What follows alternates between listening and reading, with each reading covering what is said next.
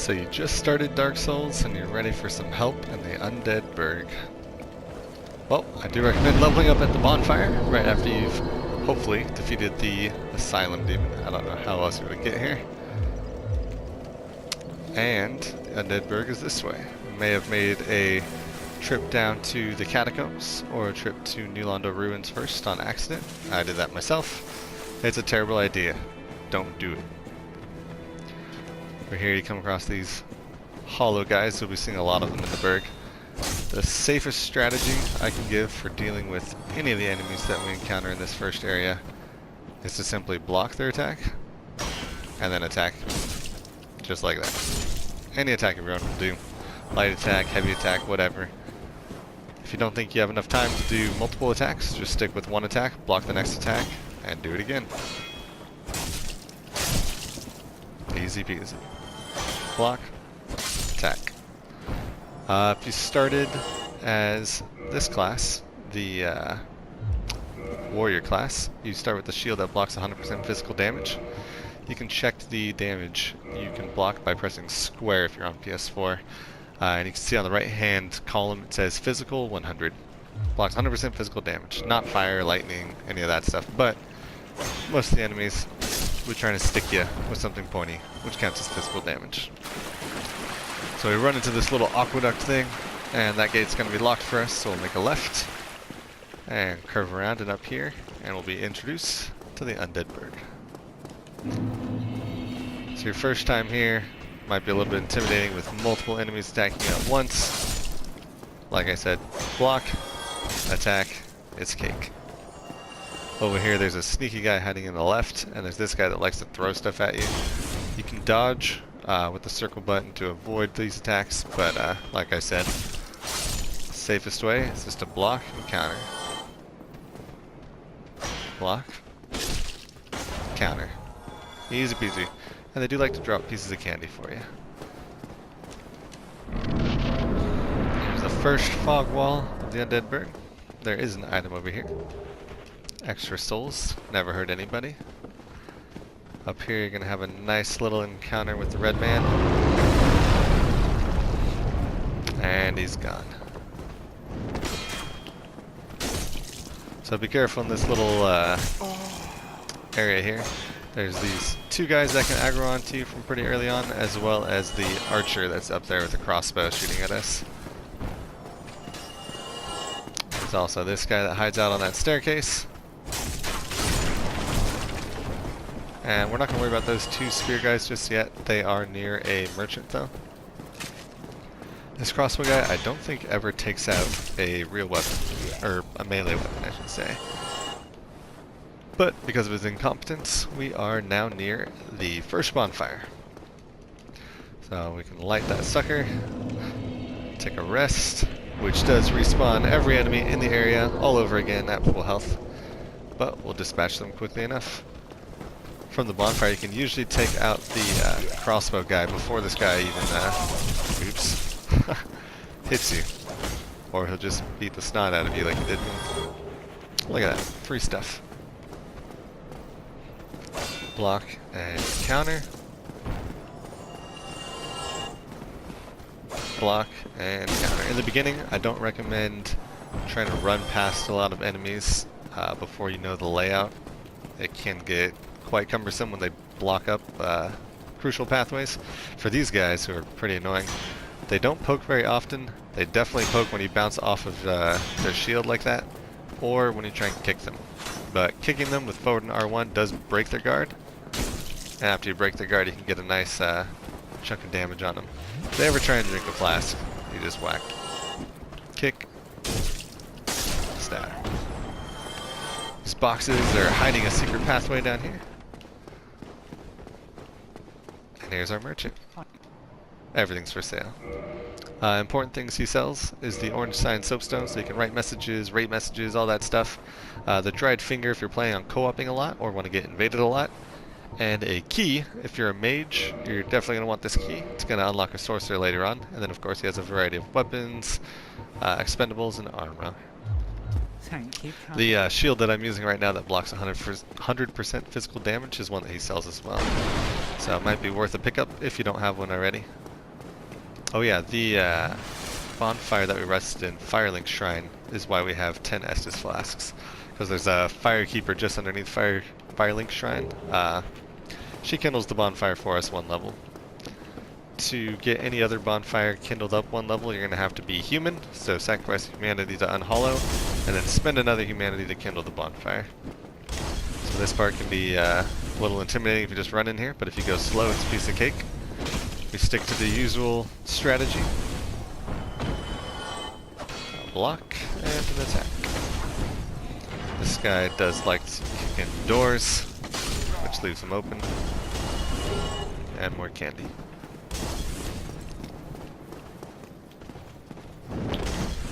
Oops, sorry. Trying to be stylish and it didn't work. There's a nifty little chest in here. Some black firebombs. If you chose those as your starting gifts, I feel sorry for you. You didn't get the master key, but they are really handy at dispatching these early game bosses.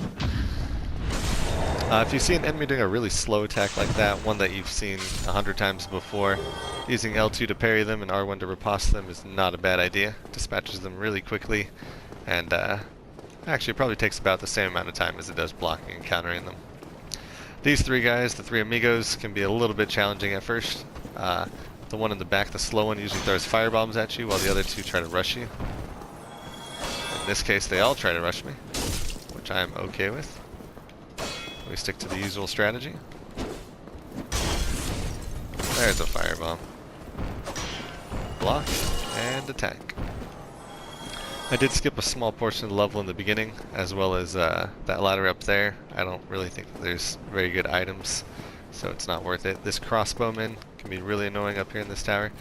Once again, he's another one that I've never seen take out a weapon, so he just uses crossbow at melee range, and it's easy to dispatch. Over here we got some more of these guys. They're actually using a shield that blocks 100% physical damage themselves, so the block attack strategy is very handy. If they whiff like that, feel free to punish too. Very safe.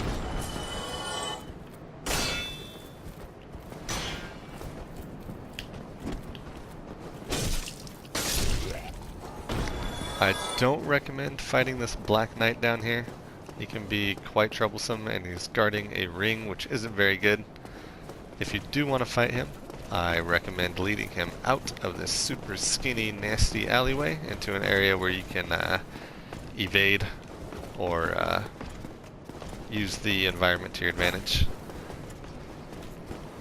The block attack strat does not work so well on this guy, just because he deals a lot of damage to you and your stamina bar.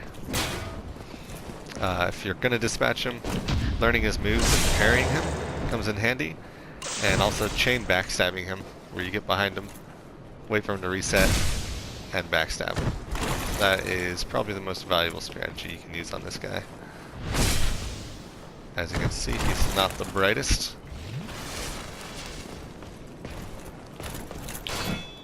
And a failed parry, but we got the backstab. A good way to assist your backstab timing when he's resetting is to throw out a parry of your own when he's getting up, and then just mash the R1 button for the backstab. I failed that because of my spacing. But while you're throwing out the parry, if he does reset his animation so you're able to backstab him, it will cancel your parry and just go straight into the backstab, which is pretty useful. There's a chance that he can drop his weapon as well, which is pretty good. If you have the master key, you can open up this sucker. Inside here, there's some very valuable stuff. This gold pine resin will allow you to coat your weapon in it and deal lightning damage, which is pretty strong against most enemies in this game. Like I said, there's the ring down there, the blue tier stone ring. I don't think it's very good. I doubt you will ever have it save your life. Up here's a little ambush spot. You can just make this thing pop right off. Another way to avoid the damage is to run along the left side here and give a jump. And while you're in the air, you'll be able to avoid that and take no damage from it. Inside here is another enemy, kind of similar to the Black Knight we just fought. He's a Havel Knight. He's using a great shield, super strong hammer. I wouldn't worry about him. just yet. If you do want to go fight him, use the same tactics that you did on the Black Knight. Only parry, only backstab, and go to town, because he does have a lot of defense. Inside these barrels is a crystal lizard, drops you some rare upgrade material, and then here is the boss. There aren't any NPC summons for this boss fight, unfortunately, so you gotta do it alone, but it's not that difficult. I recommend climbing up this ladder in the very beginning first, because there's these 2 crossbowmen that will harass you during the boss fight.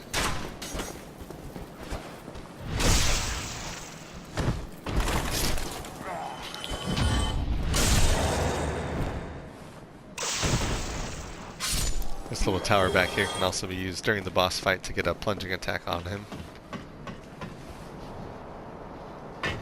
which can yield some big damage, but it's a bit risky trying to run away from this guy.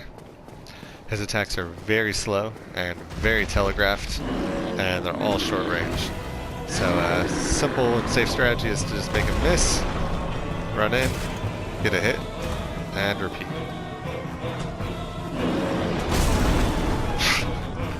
As I say that, the one attack that has some decent range is his jump attack, which you just witnessed.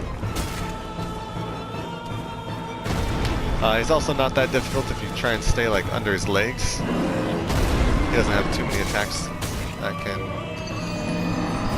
reach there. But he can push you off.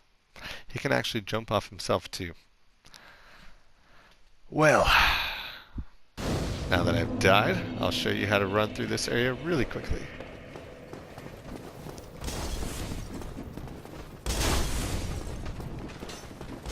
You simply sprint past every single enemy.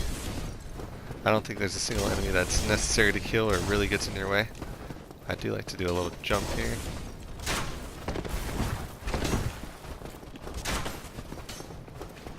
But as you can see, that bonfire is fairly close to the boss door, so it's not much of a run. Also, I'm using the starting gear, so I am mid-rolling. If you remove some gear and get below 25% of your total weight capacity, you can do a fast roll, which is very much recommended. It gives you more invincibility frames, I believe, and it's quicker. So easier to get out of the way of enemies. And you definitely recover from it a lot faster.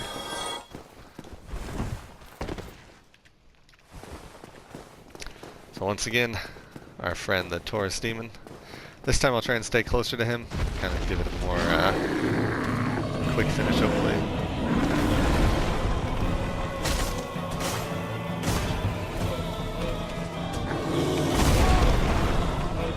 Missed time to roll. That's okay. All of his attacks are blockable with 100% physical shield. Although not every time is the best time to drink Estus.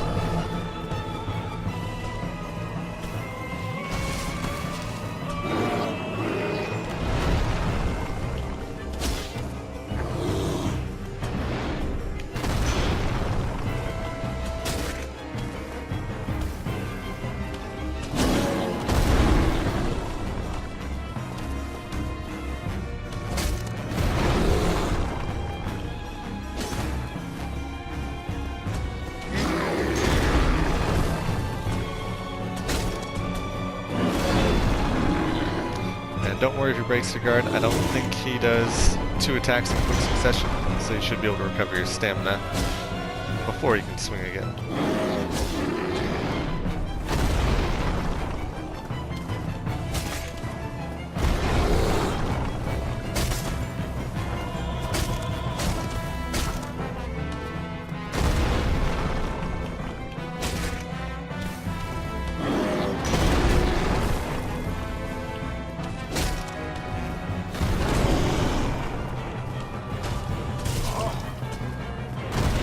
Sometimes it does damage you just by moving into you, so that can be a pain. So for the high damage, don't jump off please. Come on, no. Well, to do big damage to him, I think almost half of his life, what you do is you just sprint over here, climb up this ladder. At this time he should be fairly close to you. He'll try attacking you. For the most part, you should be safe unless you did not do that run very well. When you come up here, he'll gaze up at you and you can land a plunging attack on him. If you take too long, he'll jump up here and you'll have this nice wide area to fight him on. When you do the plunging attack, I recommend you start it off with a jump attack, the forward and R2 button. If you do a plunging attack with the jump attack starting it, you'll hit with the jumping attack and then the plunge attack and do extra damage, which is fairly convenient. So that is the Undead Burg and the Taurus Demon. Obviously it was a pretty crappy run for me. I died, I got the snot kicked out of me by some regular enemies. I was mid-rolling my way like a scrub, but we did it. I'm not extremely proud of it, but we did it. And just down this way there's everyone's favorite NPC, Solaire. Speaking to him will net you the white summon sign, or white sign soapstone, which lets you get something to other people's worlds. When you get something to other people's worlds, you can help them take on the boss, get humanity, extra souls, all that good stuff. Oops, I said no. You want to say yes to both of his questions to get the soapstone. There it is, the white sign soapstone. He docks a lot, and he's going to go stare at the sun. This next section can be a bit of a... not really a pain, but it seems kind of unfortunate. I recommend running across this bridge with full health if you have Estus Flask. If not, don't worry too much. You should survive. This door is locked, so we'll get a key for it later. But for this bridge, our friend Redman's going to swoop down and try and burn us to a crisp. And we're just going to go into the right side over here. You take less damage if you're not sprinting, I believe. So as you get close, you can just let go of the circle button and just kind of like jog your way down. Once you get down here, if you make a left and go through this tall archway, not the small one, the tall one, there's going to be a ladder that leads to that bonfire we were just at. So this will be a nice convenient shortcut for you. So you can go over here, rest of the bonfire, level up some, and then once you're done with that, you can just climb back this ladder and you'll be right back at the Red Dragon Bridge. Crossing the Red Dragon Bridge can be a bit of a pain, but if you know what you're doing, it's not so difficult at all. You can go straight underneath here, down across, there's a little dude blocking your way over here. The usual strategy should sort him out fairly well. Oh my. He knows the strategy too. And then this guy is the pain, really. I always kick his shield away, and then have at him. That was easier than I expected. And here there's some rats. They can be your worst nightmare if you let them gang up on you. I approach really cautiously here. One at a time, the rats aren't so bad, but there is 3 of them in here. And just like that, rats are gone. You can climb up this ladder and continue on your way, but the route I recommend is going across the Dragon Bridge, or the Drake Bridge, with the Drake still on it. It'll net you a bonfire, which is much closer than the one we were just at, and you won't have to run down there past all the rats and all that. So to get across this safely, you wait him out. You stand here, look pretty, and wait for him to jump down. If you're fancy, you can equip that gold pine resin,